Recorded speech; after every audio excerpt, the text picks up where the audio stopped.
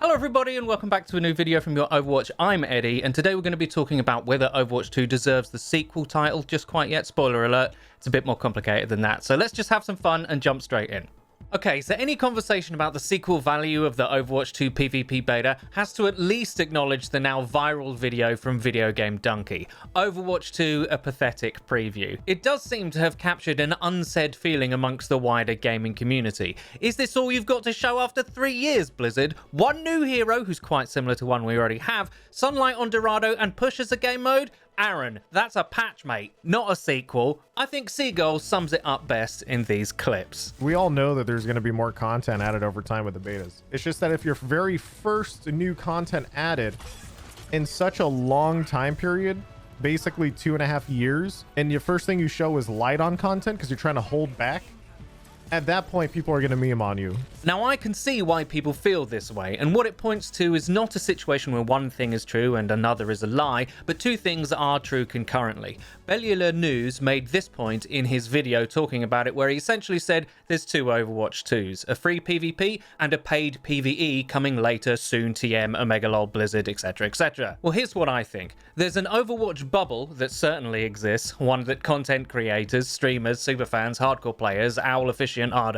Overwatch YouTube viewers, etc. all live in. That's us, by the way. Then there's people outside of that bubble, like literally everybody else. Mainstream games media, the millions who watch Video Game Donkey's video, and so on and so on. To one set of people, the Overwatch 2 PvP beta definitely does feel very different to the game they've been playing for the last 5 years. It's inarguable to me that changing the game to 5v5, completely removing 2CP and replacing it with something way better, reimagining the tank role and the heroes included in it, all feels like a watershed moment.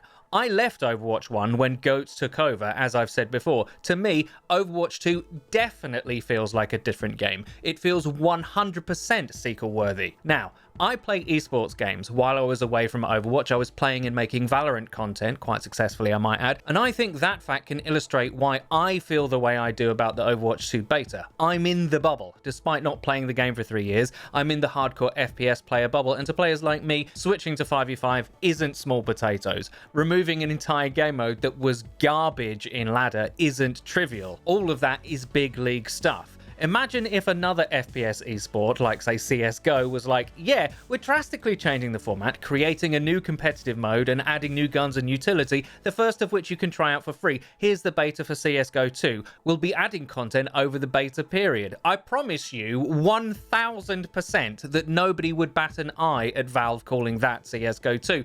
In fact, in that community, they'd bite Valve's hand off. They'd just be so shocked that Valve was finally showing an interest in such a successful game. There'd be millions of people trying to get drops in streams first day and an overall level of excitement not seen in years. Wow, does that sound familiar? Well, it should, because in that context, this beta is a sequel, and it is only going to get more content and feature-rich as time goes on. The devs have said as much in recent interviews. I'm happy, and I think I'm going to be even happier as time goes on. But does that make the criticisms in Donkey's video mute? Is he just intentionally cherry-picking details he finds disappointing to make an entertainment product riding the wave of normie apathy surrounding Overwatch? Is some of it, dare I say it, intellectually dishonest, bringing up role queue and queue times in a beta where one role got massive changes, so of course everyone wants to play it, while also not acknowledging that the game would literally be a dumpster fire without it? No role queue and infinite pick. Yeah, 5 superpowered tanks in a lineup sounds like a great idea. Also, criticizing the lack of change while completely ignoring the massive contextual details, like, I don't know, Blizzard being on fire for the past 2 years and having suffered the worst leadership structure since Soviet Russia. Okay, sorry. Donkey isn't wrong to bring up things he doesn't like. That's fine. You don't have to feel the same way as me, and from the views, it looks like a lot of people relate to his perspective. So, where does that leave us? The problem is the expectations set whenever you use the term sequel. Take a super mainstream title that pretty much everyone agrees is good. Let's say God of War. God of War 2 has some pretty high expectations. That's because when mainstream gamers and media hear God of War 2, they have expectations of what that means. Entirely new story experience, 8 to 20 hours of newly developed single-player content, new customization, development of systems present in the first game that everybody loved. Just more and new and better and bigger. What they don't expect is a drastic reimagining of the first game's assets to create something different. Now, they could end up with that and everyone would be mad, but that's not what they expect. And when looked at in those terms, the Overwatch 2 beta is a pathetic preview. Yeah, the much storied single player is nowhere to be seen. Yeah, the visuals haven't been updated yet. Yes, we're still pushing the payload on Dorado, albeit in the sunlight this time. Yeah, we do only have one new hero to try. There's no way that deserves the sequel label, right? Well, that depends. Nuance is about as common on the internet as hair on my egg-shaped head, but here goes. If you played Overwatch 1, even vaguely competitively, as in you played ranked as your main experience,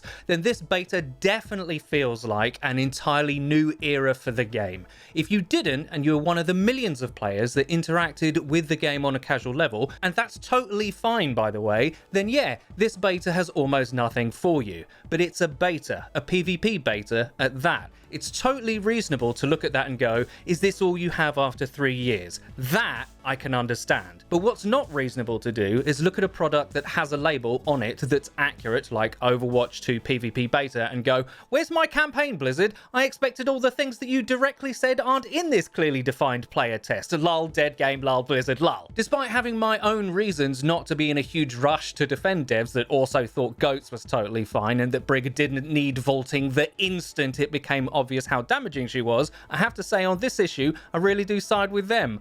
Overwatch is an impossible game to get right, and I feel like they're finally on the right path to seeing it reclaim its wonder and charm on a huge scale. Maybe that's just wish thinking on my part from inside the Overwatch bubble, but I really like whatever you call this beta. I wouldn't even be talking on the mic right now if that weren't the case. Now, I can totally understand if today's video is a little bit divisive. As always, we welcome your feedback in the comment section down below. If you did enjoy the video, please leave it a like. It really does help us out. And I've been Eddie, and I will see you guys next time.